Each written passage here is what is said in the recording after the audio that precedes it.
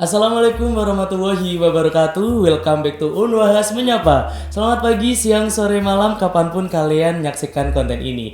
Wah, seneng banget pada kesempatan kali ini Restu Afrianto bakal nemenin kalian semua dalam acara Unwahas Menyapa, dimana pada kesempatan kali ini kita udah ada kedatangan tamu spesial dari organisasi di Unwahas, yaitu Ketua dari Dewan Perwakilan Mahasiswa. Inilah Unwahas Menyapa. Dan akhirnya kita sudah datang langsung spesial tamu gue star pada kesempatan hari ini. Ada Mas Kiki, salah satu ketua organisasi di Unwahas, tentunya Dewan Perwakilan Mahasiswa. Pasti kalian gak asing ya dengan nama Dewan Perwakilan Mahasiswa atau biasa disingkat dengan DPM. Halo Mas Kiki, apa kabar? Halo, baik, alhamdulillah. Alhamdulillah. Ini Mas Kiki datang dari mana nih? Dari kos atau mungkin dari rumah langsung gitu? Oh iya, kebetulan saya rumahnya Pemalang, jadi nggak mungkin dari Jadi ada sedikit acara dengan BEM, rapat koordinasi sebentar, terus memang ada schedule podcast hari ini, maka saya datang lah memenuhi undangan yang sudah dischedulkan. Oke, tak kenal maka tak sayang maka tak rindu. Marilah kita perkenalan sama Ketua DPM Unwahas periode kali ini, biasa disebut Mas Kiki. Dan nama lengkap dari Mas Kiki siapa nih Mas? Oke. Nama lengkap saya Kiki Tantowi Aziz ya. Mungkin teman-teman fakultas saya sendiri udah mengenal akrab gitu ya, tapi nggak masalah gitu ya. Alamat saya itu di Pemalang, alamat asal itu Pemalang, tempat tanggal lahir 1 Maret 1999. Oke. Nah ini buat para ciwi-ciwi yang mau ngadu bisa ya Mas ya, nanti langsung dikirim. Bisa itu, bisa banget. Pemalang gitu ya. Dan perlu teman-teman ketahui juga Mas Kiki adalah salah satu ketua Dewan Perwakilan Mahasiswa pada periode tahun ini ya Mas ya. Benar. Nah mau tanya nih Mas, motivasi Mas Kiki dalam menjadi ketua DPM ini apa sih? Sedikit cerita mungkin ya. Ini boleh. kita cerita dikit gitu ya. Jadi saya itu sebelum saya menjadi ketua DPM universitas, saya pernah menjadi ketua DPM fakultas di FAI gitu. Jadi kenapa kemudian maju DPM universitas ya, karena memang basically saya memang sudah dari DPM fakultas terlebih dahulu. Jadi awal mulanya karena memang saya tertarik ya. Di saat yang lain itu tertarik dengan BEM, Badan Eksekutif Mahasiswa, yang memang sejak SMA mungkin kita sudah kenal ya apa itu BEM gitu ya. Yes. Tapi basically di universitas ternyata ada DPM gitu. Saya juga baru tahu kok ada DPM apa gitu. Nah, disitulah saya titik muncul saya kenapa saya itu kemudian tertarik dengan DPM dan ingin berusaha menaikkan harga diri DPM di fakultas waktu itu. Jadi seperti itulah singkat ceritanya gitu. Oh gitu. Jadi juga teman-teman ini juga tahu informasi pertama awal mula Kak Kiki ini sebelum masuk ke ketua DPM, masuk dulu di DPM fakultas gitu ya Mas ya. Nah, pasti Mas Kiki ada masa-masa orientasi gitu ketika setelah masuk di DPM fakultas lalu DPM universitas. Itu apa Mas yang membedakan dari kedua hal itu? Ya, karena begini ya, secara basically di mana kedua-duanya itu mempunyai tugas yang sama. Jadi tinggal bagaimana cangkupan kita itu lebih luas saja. Ya, karena fakultas kita hanya menangani satu fakultas, kemudian masalah-masalah yang ada ataupun problematika dinamika organisasinya nggak begitu banyak tentunya kan.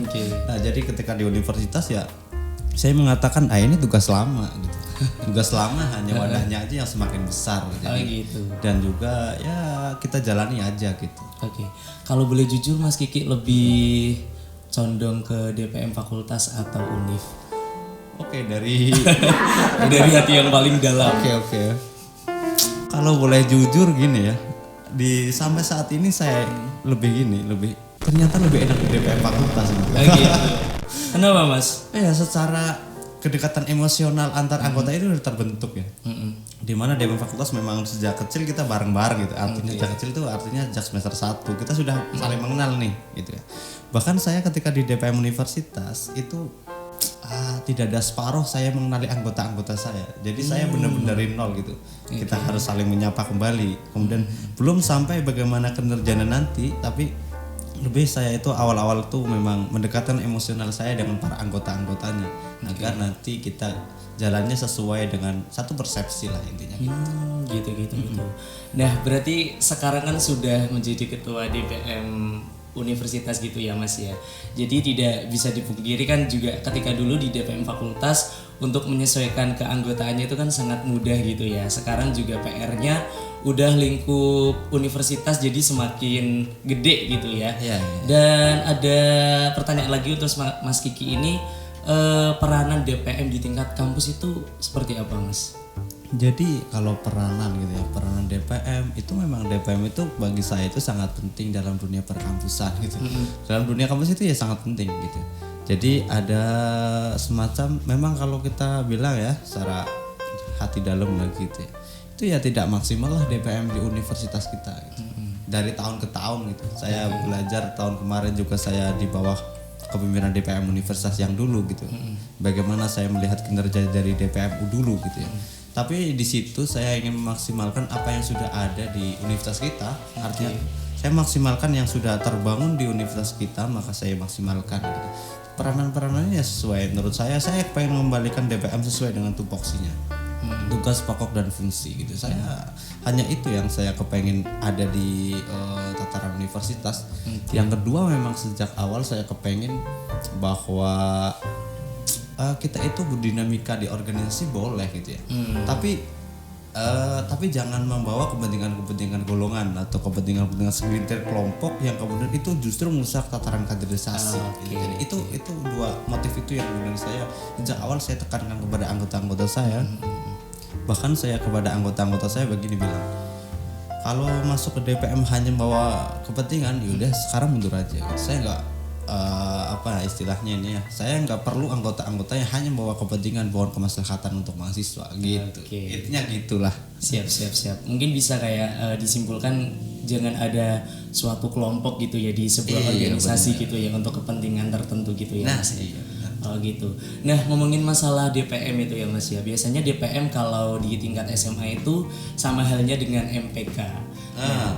Biasanya dulu kalau ketika MPK itu tugasnya melihat kinerja dari OSIS gitu. Itu kalau SMA gitu ya, MPK ke OSIS. Nah kalau DPM itu ke BMU gitu ya Mas. Ada nggak sih tugas lain selain melihat kinerja dari BMU? Oh ya, secara basically ya memang kita itu condong atau mengadopsi terhadap legislatif gitu ya, condong pada DPR gitu lah. Tapi kemudian tentunya setiap kampus itu saya beberapa kali bertemu dengan teman-teman organisasi lain di kampus-kampus lain gitu ya, untuk menunjang kinerja saya di DPM universitas gitu. Itu kami berdiskusi, bercerita-cerita, ngopi bareng gitu. Saya sering keliling ke universitas lain. Karena memang saya tahun ini alhamdulillah ya DPM universitas kita, DPM Unwahas itu kita perlu banggakan bahwa kita sekarang sudah tergabung dalam FL2MI. FL2MI itu saya terangkan sedikit ya, Forum Lembaga Legislatif Mahasiswa Indonesia. Jadi sebelumnya kita nggak gabung, alhamdulillah tahun ini kita gabung. Jadinya akses kita untuk saling diskusi antar DPM, antar kampus itu lebih padat atau lebih terbuka gitu karena kita tergabung dalam itu. Nah kemudian untuk tugas kita seperti yang awal saya sampaikan, memang saya kepengen kembalikan DPM sesuai dengan tugas pokok dan fungsi. Jadi ada 4 ya, kalau saya simpelkan aja ya, itu ada 4 tugas pokok dan fungsinya DPM. Yang pertama ada fungsi legislasi. Tentunya kita tahu ya bahwa DPM itu adalah suatu organisasi yang berkuasa untuk membuat suatu undang-undang gitu, intinya gitu. Yang kedua adalah fungsi pengawasan gitu, pengawasan terhadap BMU, terhadap organisasi-organisasi yang ada di tataran universitas. Yang ketiga itu ada fungsi budgeting, di mana kita harus menerima laporan atau kita harus menganggarkan keuangan-keuangan di tataran universitas terhadap organisasi yang ada. Yang terakhir itu ada fungsi aspirasi dan advokasi. Nah ini memang yang sering membedakan satu DPM dengan DPM yang lain gitu. Kadang nggak ada fungsi ini, tapi bagi saya fungsi advokasi dan aspirasi ini sangatlah penting gitu. Kadang itu banyak para mahasiswa gitu ya yang bingung, ini saya itu ada keluhan terus nyampeinnya ke siapa gitu. Nah jadi disitulah saya membuat wadah.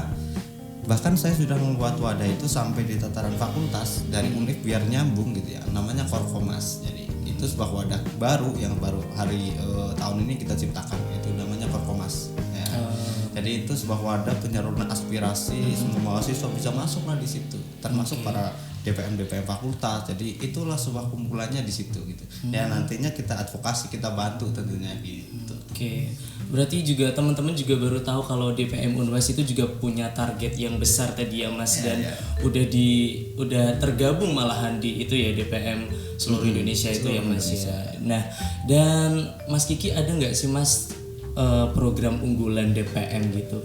Oh ya, ini ada program unggulan ya. Kira-kira nanti tanggal 9 Oktober kita laksanakan ya. Namanya ya promosi ya, nggak apa-apa ya. Namanya Legislative Lawyer Club gitu.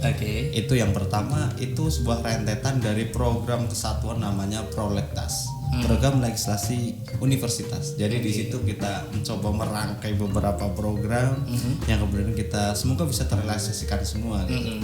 Nah, salah satu daripada itu adalah kita namakan itu sebagai kegiatan Legislative Lawyer Club gitu. Di mana kita nanti akan mengundang DPR, kita akan mengundang Bawaslu, kita akan mengundang akademisi, dan kita akan mengundang ketua FL2MI Indonesia juga. Itu insya Allah tanggal 9 gitu ya. Semoga bisa terlaksana lah, dan semoga banyak yang ikut mungkin teman-temannya. Nah, untuk teman-teman jangan lupa catat tanggalnya ya Mas ya. Tanggal 9 Oktober besok di noted. Dan sebelum kita lanjut di podcast pada kesempatan hari ini, jangan lupa untuk teman-teman untuk subscribe YouTube-nya Unwahas TV. Segera jangan lupa ditekan loncengnya dan jangan lupa komen dan like yang sebanyak-banyaknya. Nah, untuk Mas Kiki sendiri nih, biasanya mahasiswa itu mengenal BEM itu biasanya lebih dekat gitu ya. BEM itu yang biasa dikenal dengan mahasiswa yang selalu aktif dengan kegiatannya gitu ya. Kalau dari DPM sendiri bagaimana sih cara memperkenalkan diri kepada mahasiswa? Oh iya, mungkin cara ini cara yang berbeda dari ketua-ketua sebelumnya atau tahun-tahun sebelumnya gitu ya. Saya melihat bahwa teman-teman di fakultas, teman-teman di HMJ itu perlu pendampingan gitu.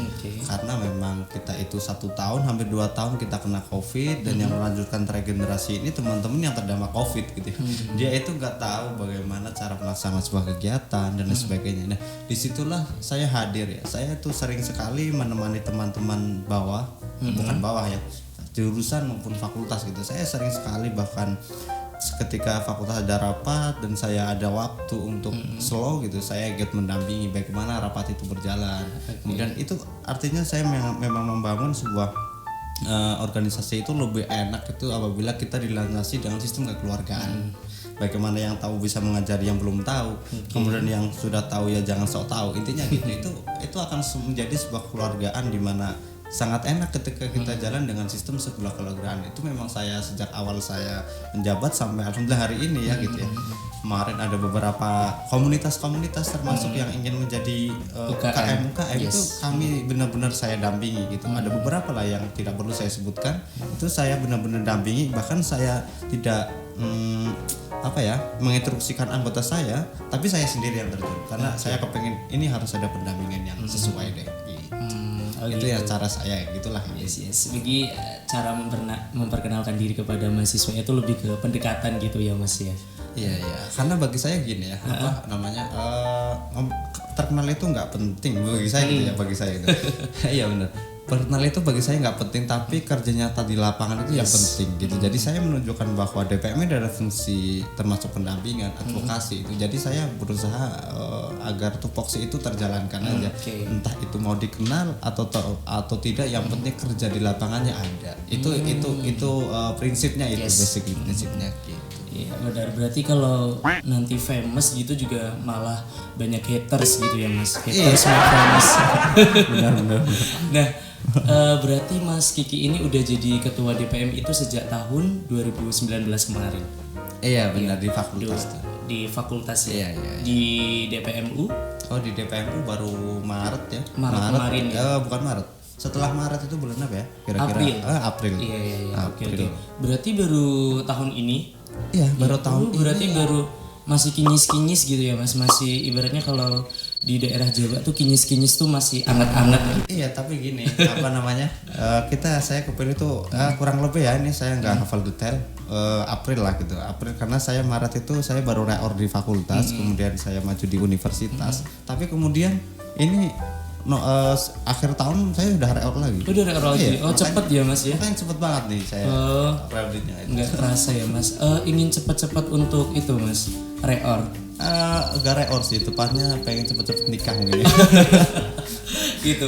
Nah kan ini juga Mas Kiki setelah jadi DPM fakultas terus lanjut DPMU gitu ya mas. Pernah nyesel gak sih mas jadi ketua DPM? Oh kalau nyesel Rasa sih, penyesalan gitu pernah ada nggak sih? Misal tiba-tiba tidur gitu tiba-tiba kesel aku. oh iya. Pastinya sebagai manusia biasa gitu ya kan, itu pastinya pernah lah ya merasakan wah ini beban deh gitu. Oke. Artinya saya juga pernah itu, bahkan pernah begitu kerasa beban banget gitu ya. Itu pernah, tapi bagi saya karena saya memang basic saya itu suka dengan organisasi, maka saya sangat suka itu menjalani organisasinya, sangat suka dengan menjalani ya dinamika organisasi itu. Saya sangat suka dengan tantangan baru itu. Jadi yang saya sedang jalani ini memang kebetulan yang saya suka gitu ya. Memang kalau saya nggak suka mungkin saya nggak akan lanjut di PM Universitas. Tapi saya lanjut itu membuktikan bahwa saya suka dengan organisasi yang ada. Gitu. Berarti gak ada rasa penyesalan gitu ya mas ya? Penyesalan enggak, tapi rasa beban tetap ada. Rasa beban tetap ada. Nah tentunya Mas Kiki adalah seseorang yang dikenal gitu ya di mahasiswa gitu khususnya. Support system dari Mas Kiki sendiri itu datang dari mana sih mas? Ketika tadi sebagai ketua DPM itu pernah bebannya itu juga berat, pasti ada support system gitu. Oh iya.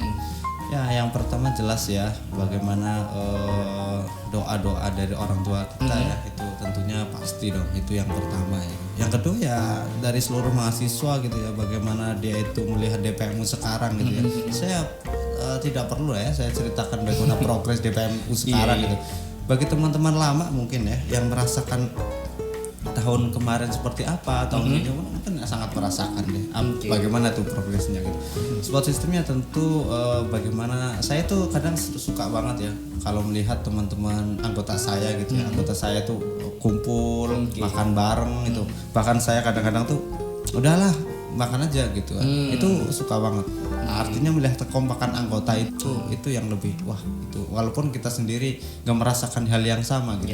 Artinya itu yang benefit dari saya pribadi itu kalau melihat kekompakan anggota, bagaimana anggota itu bisa bekerja sama memajukan DPM itu luar biasa deh. Dari situlah saya baru bahwa oh inilah sebuah organisasi yang dimana memang sejak awal saya mengatakan organisasi harus berlandaskan pada sistem kekeluargaan. Inilah yang terjadi gitu intinya lah. Benar-benar ya mas. Berarti hal yang sederhana tetapi berharga gitu benar, ya. Benar. Wah benar-benar ini juga perlu dicontoh sama organisasi-organisasi lainnya gitu ya mas ya. Karena dengan kebetulan juga Restu juga benar-benar itu ngerasain gitu ketika kita di dalam sebuah organisasi untuk mengikat kekeluargaan itu dengan cara berkumpul terus makan bareng gitu ya. Sesimpel itu tapi bisa membangun karakter yang baik di organisasi itu sendiri. Nah dan Mas Kiki ada harapan nggak nih untuk mahasiswa di Unwahas gitu ya yang sekarang kan masih pandemi gitu tapi mereka insecure untuk speak up gitu di kampus, harapan untuk mahasiswa? Oke, yang harapan saya mungkin yang pada teman-teman mahasiswa, tentunya mahasiswa yang semesternya masih bisa berkembang mungkin gitu ya. Ya mudah-mudahan sih mudah-mudahan kita bisa walaupun dalam kondisi-kondisi pandemi gitu ya kan, itu kan tetap bisa berkegiatan, bisa belajar gitu. Walaupun melalui daring semua. Walaupun melalui ya dengan teknologi tapi disitulah teman-teman bisa belajar gitu. Belajar itu kan tidak harus dengan tatap muka ataupun tidak harus kita saling bertemu gitu kan. Tapi belajar itu ya dengan siapapun, kapanpun dan dimanapun, itulah belajar gitu kan. Artinya kita melihat YouTube, kalau memang kita benar-benar kepengen belajar ya lihat YouTube Unwahas TV, itu kan juga sudah belajar gitu kan. Benar. Apalagi kita ngobrol-ngobrol gini gitu kan, itu kan kalau diambil pelajaran pasti ada deh. Artinya tinggal teman-teman mahasiswa itu ya artinya apa ya, dimanapun lah yang saya bilang, dimanapun kapanpun itu kalau kita mau belajar ya kita bisa. Jangan memandang siapa yang bicara tapi pandanglah apa yang akan dibicarakan itu ya. Gitu. impresif. Dan tadi udah harapan untuk mahasiswa gitu ya Mas ya.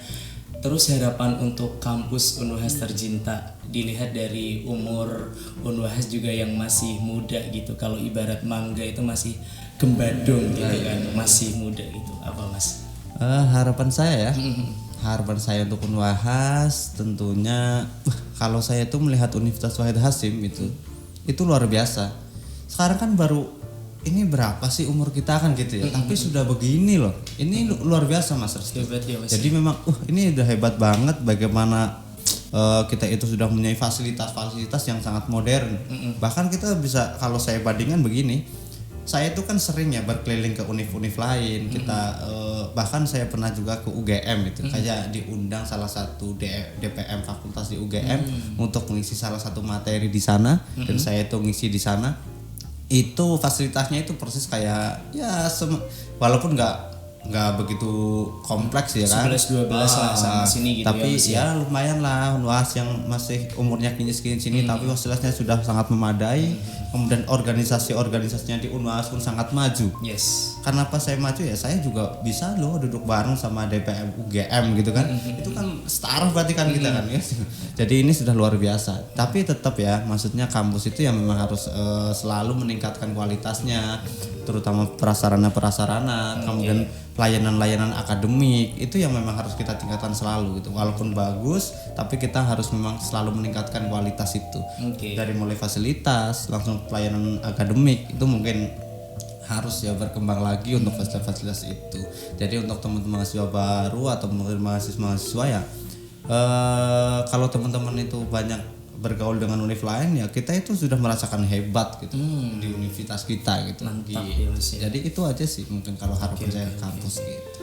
Nah, dan buat teman-teman juga nih yang mau tahu informasi lebih lanjut tentang DPMU, bisa langsung aja hubungi di Instagramnya ya Mas ya. Oh ya, siap. Instagramnya apa Mas? DPMU Universitas. Oh ya, untuk DPM Universitas mungkin bisa di follow ya teman-teman semua yang nonton, mungkin nanti bisa dikasih linknya. Itu namanya DPM UWH. Nah, DPM UWH nanti di situ wah pokoknya lengkap deh informasi-informasi. Ada kanal kita menyampaikan aspirasi, ada kanal hukumnya, ada kanal bagaimana ADART atau kebijakan-kebijakan selama DPM itu semua ada di situ, kita punya semua di situ. Kanalnya pokoknya DPM Unwahas lah, itu di follow, nanti kita follow back deh. Siap menerima aspirasi dari seluruh mahasiswa ya Mas. Siap. Langsung aja di DM, siapa tahu yang bales langsung ketuanya gitu. Boleh dong sama Instagramnya ketua DPM biar nanti ya siapa tahu ada yang tanya-tanya terkait buat oprek DPM besok gimana Mas? Gitu ya. Oke. Untuk UGM sorry. Untuk DPM itu tadi DPM UWH ya, DPM Universitas Wahid Hasyim. Kemudian untuk saya sendiri itu Kiki_real 03 itu nanti bisa di follow juga, tapi jangan minta follow back deh kalau itu. Itu bahaya soalnya tuh. Oke. Ya jangan lupa di follow ya teman-teman ya, dan kami informasikan kembali untuk teman-teman semua, jangan lupa untuk subscribe YouTube-nya Unwahas TV, jangan lupa di komen, di like dan di launching pokoknya ya. Pokoknya coba banget. Dan Mas di DPM ada salam mahasiswa nggak sih? Oh ada. Tentunya ada dong. Namanya itu Viva Legislativa gitu. Itu artinya tuh hidup legislatif gitu. Oke. Mungkin Restu boleh diajarin buat salam DPM. Oh bisa. Oke, kita bareng-bareng ya. Nanti saya yang awali, Mas Restu yang lanjutin gitu ya. Iya. Viva Legislativa gitu. Salam Legislativa. Salam legislatif. Salam legislatif. Ya gitulah intinya. Oke. Ayo kita ulang ya. Oke. Viva Legislatif. Salam legislatif. Oke, mantap.